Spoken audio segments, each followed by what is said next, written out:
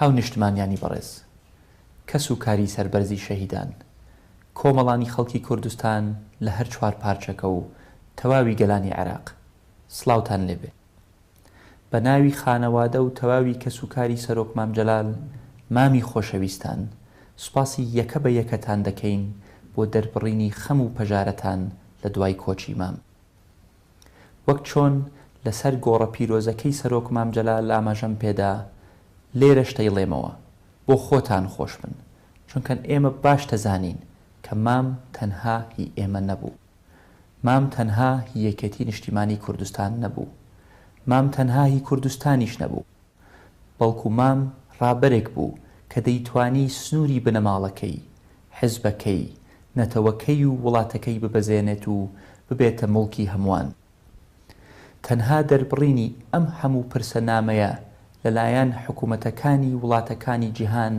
نیشانەی ئەوەیە کە مام لە خانوە قوڕەکانی کوردستانەوە تا پایتەختەکانی وڵاتە گەورەکانی جیهان کاریگەری هەبوو. دۆستانی سەرۆک مام جەلال بە پێزانینێکی زۆرەوە ئەو فرمێسک و خەم و پەژارەی کە دەرتان بڕی لەم چەند ڕۆژەی ڕابردوودا کەمێک لە برینە قوڵەکەی ئێمەی ساڕێژ کرد.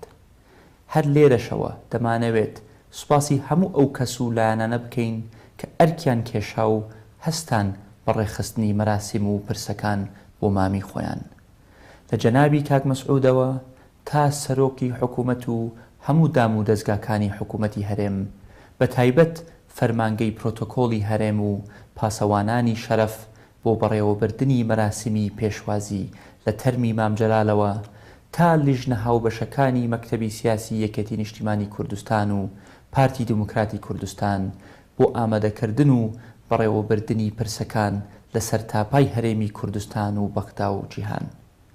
دەمەوێت سوپاسی ڕێخستنەکانی لایەنەکان و ڕێکخراوە جەماوەریەکانیان بکەم بۆ بەشداریان و بەڕێوەبردنی پرسە مێژوویەکان لە هەولێری پایتەختەوە تا سلەیمانی شاری هەڵمەت و قوربانی، لە کەرکووکی قودس تا دهۆکی ڕەنگین، لە خانەقینی لە دڵا شیرین و گەرمیانی پڕ ورە و ئازایەتی بۆ ڕانیەی دەروازەی ڕاپەڕین تا هەڵەبجەی کە بە چەکی کیمیاشەوە شەهید نەکرا، بۆ کۆیەی حاجی قادر و هیکاکی کاکان و هەموو شوێنەکانی دیکە.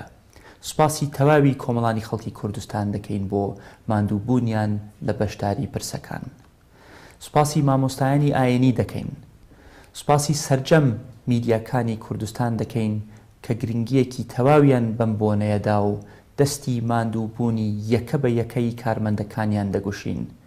ئێمە دەزانین فرمێسک و ماتەمینی کارمەندانی میدیاکانی کوردستان ئاوێتەبوونی پەیوەندیەکانی چەند ساڵەی نێوان مام و ئازادی و مام و میدیایە. سوپاسی بەرپرسان و گەلانی عێراق دەکەین لە سەروی هەمویانەوە سەماحەتی سەید سستانی بۆ هاوخەمیان و بەڕێزان سەرۆک کۆمار و سەرۆک وەزیران و جێگرەکانیان بۆ پێشنیازی بەستنی مەراسیمی ڕێزلێنان لە بەغدا. سوپاسی ئامادەبوونی جەنابی وەزیری دەرەوەی ئێران و نێردەی تایبەتی مەلکی ئوردن دەکەین بۆ بەشداریان لە مەراسیمی پێشوازی و سوپاسی پەیوەندیە تەلەفۆنیەکەی جەنابی سەرۆک کۆماری تورکیا لەگەڵ هەموو بروسکەی ماتەمینی دەوڵەتان و دۆستانی مام و بە باڵوێز و سەرقونسڵ و نوێنەرانی دامەزراوە نێودەوڵەتیەکان دەکەین. سوپاسی هەموو هێزەکانی پێشمەرگە و دژە تێرۆر و ئاسایش و زێرەڤانی و بەرگری و فریاکەوتن و پۆلیس و هێزەکانی تری ناوخۆ دەکەین کە بە سەلامەتی بەشداربوانی پرسە و مەراسیمەکانیان وەک بیلبیلەی چاویان پاراست. سوپاسی کوردانی باکوور و ڕۆژهەڵات و ڕۆژاوا دەکەین کە بە سازدانی پرسەکانیان بە کردار سەلماندیان کە مام هی هەمووان بوو. سوپاسی کوردانی خۆشەویستی هەندەرانیش دەکەین بۆ خەمخۆریان. سوپاسی هەموو ئەو قارەمانانە دەکەین کە هاو خەباتی مام بوون کە هەندێکیان وەک کاک نەوشیروانی ڕەحمەتی، دکتۆر قاسملوو، سەید محەممەد باقرە الحەکیم بەداخەوە ئەمڕۆ لەگەڵمان نین.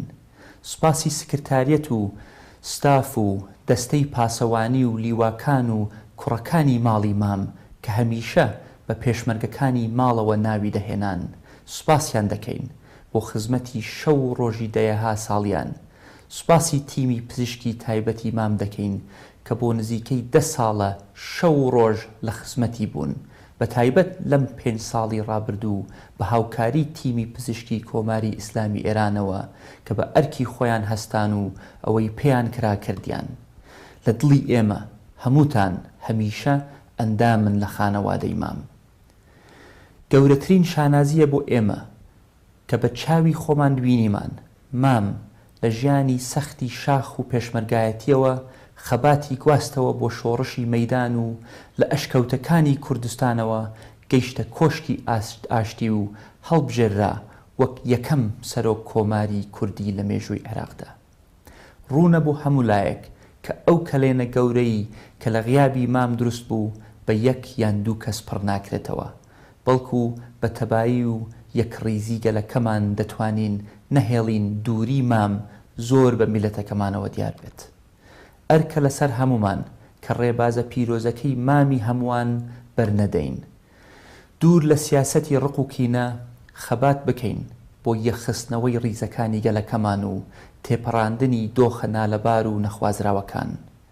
هەر وەک چۆن مام دەیتوانی ئێران و ئەمریکا پێک بهێنێ، سوننە و شیعە و هەموو پێکاتەکانی عێراق نزیک بکاتەوە لە یەک، با پەند لە ئەزمموی وەربگرین و پشت بە ڕێبازی مام ببەستین، بە نەسرەوتن تا سەرکەوتن پێکەوە بە سەرکەوتوی ئەم قۆناغە نوێیە بەڕێوە ببین. دووبارە لە جاتی خانەوادە و کەسوکاری سەرۆک مام جەلال سوپاسی بێپایانتان ئاراستە دەکەین و دڵنیاتان دەکەینەوە کە هەر یەکەمان ڕێبازەکەی مامی گەورەتان دەپارێزین. درود بۆ گیانی پاکی هەواڵ مام جەلال و هی شەهیدانی ڕێگای ڕزگاری خوازی گەلەکەمان، هەر شاد و سەربەرز و سەرکەوتوو بن.